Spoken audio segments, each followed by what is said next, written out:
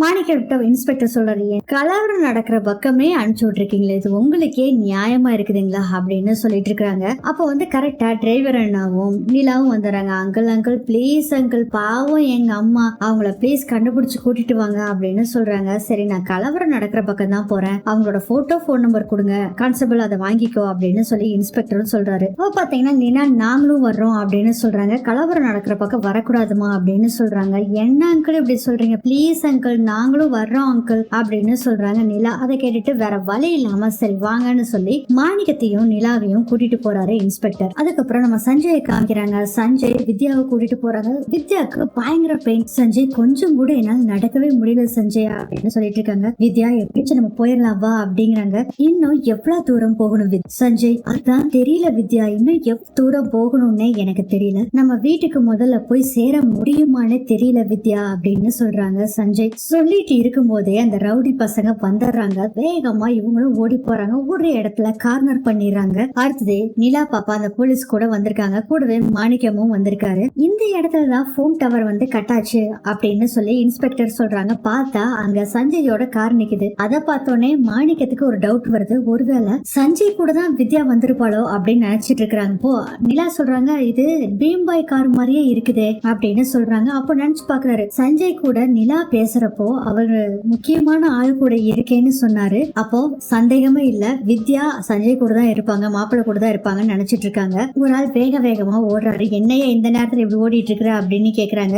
ஊரடங்கு உத்தரவு போட்டிருக்கு, போக கூடாதுல, வீட்டுல இருக்க வேண்டாமா? ஏன் நானே வேலையை விட்டு வந்தேங்க, என் பைக்ல வந்துட்டு இருக்கப்ப அந்த ரவுடி பசங்க எல்லாம் என் பைக்கை பிடுங்கி எரிச்சிட்டானுங்க, அதனால வேற வழி இல்லாம என் ஃப்ரெண்ட வர சொல்லிருக்கேன், போயிருவேன் அப்படின்னு சொல்லிட்டு இருக்கும் போதே பாத்தீங்கன்னா வாக்கி டாக்கில ஒரு மெசேஜ் வருது. நீங்க இருக்கிற தெருவுக்கும் பக்கத்து தெருவுல யாரோ 2 பேத்த கொண்டுட்டாங்க, யாருன்னு போய் பாருங்க அப்படின்னு சொல்றாங்க. இந்த விஷயத்த கான்ஸ்டபிள் இன்ஸ்பெக்டர் சொல்ல இதை கேட்டு மாணிக்கமும் நிலாவும் பயந்து போயிடுறாங்க. அந்த இடத்துக்கு போய் பாக்குறாங்க. பார்த்தா கடைசியில வித்யா இல்ல. இத பார்த்த உடனே நிலாக்கு நான் உடனே அம்மாவை பாக்கணும் அப்படின்னு சொல்லி அழக ஆரம்பிச்சிடுறாங்க. இந்த பொண்ணை கூட்டிட்டு போயிருங்க சார், நீங்க வீட்டுக்கு கூட்டிட்டு போங்க அப்படின்னு சொல்றாரு. போலீஸ் இல்லங்க சார், நாங்களும் இருக்கோம் சார், ஏன்னா என் பொண்ணை தேடாம நான் போக மாட்டேன் அப்படின்னு சொல்றாங்க. நிலாவும் நான் வித்து கூட தான் போவேன் வீட்டுக்கு அப்படின்னு அவங்களும் சொல்றாங்க. அடுத்ததே நம்ம சஞ்சய் வித்யாவை காமிக்கிறாங்க. அந்த ரவுண்டு கட்டினானுங்க பாத்தீங்களா, அவன் சொல்லிட்டு இருக்கிறான், இங்க பாரு உங்க 2 பேத்த போட்டு தள்ளிட்டு போயிட்டே இருப்பேன், என்னடா எங்க கிட்டே லந்து காமிச்சிட்டு இருக்கீங்களா அப்படின்னு பேசிட்டு இருக்கிறப்பே ஒரு ஆள் கன் எடுத்துட்டு வர்றாரு. ஒரு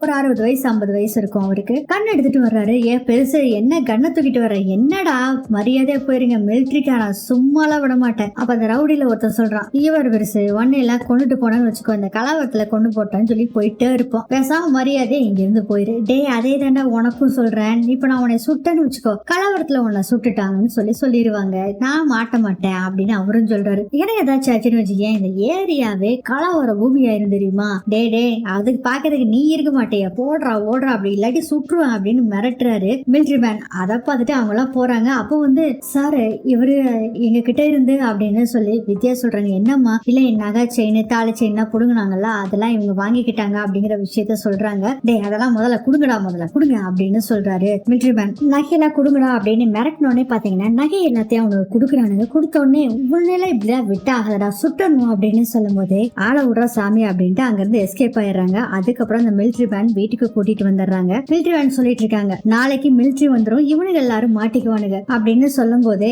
சார் எனக்கு இப்படி ஹெல்ப் பண்ணதுக்கு ரொம்ப நன்றி சார் அப்படின்னு சொல்லி சஞ்சய் சொல்றாரு. ஒருத்தருக்கு ஒருத்தர் உதவி பண்ணிக்கணும் தம்பி, அதுதான் வாழ்க்கை அப்படின்னு சொல்லி பேசிட்டு இருக்காங்க. அதுக்கப்புறம் நீங்க 2 பேரும் ஹஸ்பண்ட் அண்ட் ஒய்ஃபா அப்படின்னு சொல்லி மிலிட்ரி மேனோட ஒய்ஃப் கேக்குறாங்க. அமைதியாவே இருக்காங்க வித்யா. இது புருஷன் தானம்மா அப்படின்னு கேக்குறாங்க. வித்யாவை பார்த்தா அந்த அம்மா ஆமாமா அப்படின்னு ஒரு நிமிஷம் வான்னு சொல்லி சஞ்சயும் வித்யாவும் கூட்டிட்டு சாமி ரூமுக்கு போறாங்க. போய் அந்த நகையெல்லாம் குடுமா அப்படின்னு சொல்றாங்க. இவர் ஏற்கனவே சொன்னாரு, நகையெல்லாம் உங்களுக்கு குடிக்கிட்டாங்கன்னு சொல்லி இப்ப வாங்கி கொடுத்தாருன்னு சொன்னாங்க, அந்த நகையெல்லாம் குடுமா அப்படிங்கிறாங்க. நகையெல்லாம் வித்யா குடுக்குறாங்க. அப்ப கமல் எல்லாம் போட்டுக்கணும் கொடுத்துட்டு தாலி செயினை மட்டும் பூஜை எல்லாம் பண்ணி இந்த செயினா வித்யாக்கு போட்டு விடுங்க அப்படின்னு சொல்றாங்க. திருன்னு முழிச்சிட்டு இருக்காரு சஞ்சய். வித்யாவும் முழிச்சிட்டு இருக்காங்க. அவ பொண்டாட்டி தானே? ஆமா அப்படிங்கிறாரு. போடுப்பா அப்படின்னு சொன்ன உடனே பாத்தீங்கன்னா அந்த செயினை வித்யாவுக்கு மாட்டி விடுறாரு சஞ்சய். இதோட இந்த எபிசோட் முடியுது.